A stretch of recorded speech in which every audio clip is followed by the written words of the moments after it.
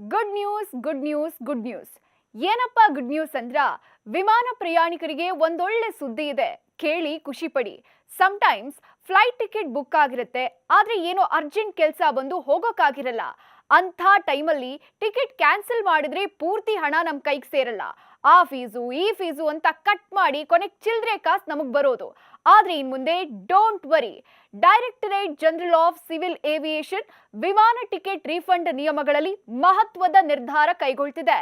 ವಿಮಾನ ticket book ಮಾಡಿದ 48 ಗಂಟೆಗಳಲ್ಲಿ ನೀವು ಕ್ಯಾನ್ಸಲ್ ಮಾಡಿದ್ರೆ ಯಾವುದೇ ಹೆಚ್ಚುವರಿ ಶುಲ್ಕ ಇಲ್ಲದೆ ಟಿಕೆಟ್ ಕ್ಯಾನ್ಸಲ್ ಮಾಡಬಹುದು ಅಥವಾ ತಿದ್ದುಪಡಿ ಮಾಡೋಕೆ ಅವಕಾಶ ಇದೆ. ಇದನ್ನ ಲುಕ್ ಇನ್ ಆಪ್ಷನ್ ಅಂತ ಕರೆಯಲಾಗುತ್ತೆ. ಹೆಚ್ಚಿನ ದರ ಇದ್ದಾಗ ಬೇರೆ ವಿಮಾನಕ್ಕೆ ಬದಲಾಯಿಸಕ್ಕೂ ಕೂಡ ವಿನಾಯಿತಿಗೆ ಅವಕಾಶ ಇದೆ. ಅಲ್ಲದೆ 21 ದಿನಗಳಲ್ಲಿ ನೀವು ಟಿಕೆಟ್ ಬುಕ್ ಮಾಡಿದ ಹಣದ ಸಂಪೂರ್ಣ ರೀಫಂಡ್ ನಿಮ್ ಕೈಗೆ ಸಿಗುತ್ತೆ.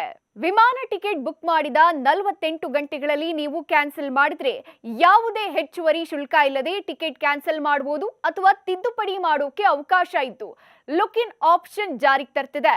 ಹೆಚ್ಚಿನ ದರ ಇದ್ದಾಗ ಬೇರೆ ವಿಮಾನಕ್ಕೆ ಬದಲಾಯಿಸಲು ಕೂಡ ವಿನಾಯಿತಿಗೆ ಅವಕಾಶ ಇದೆ.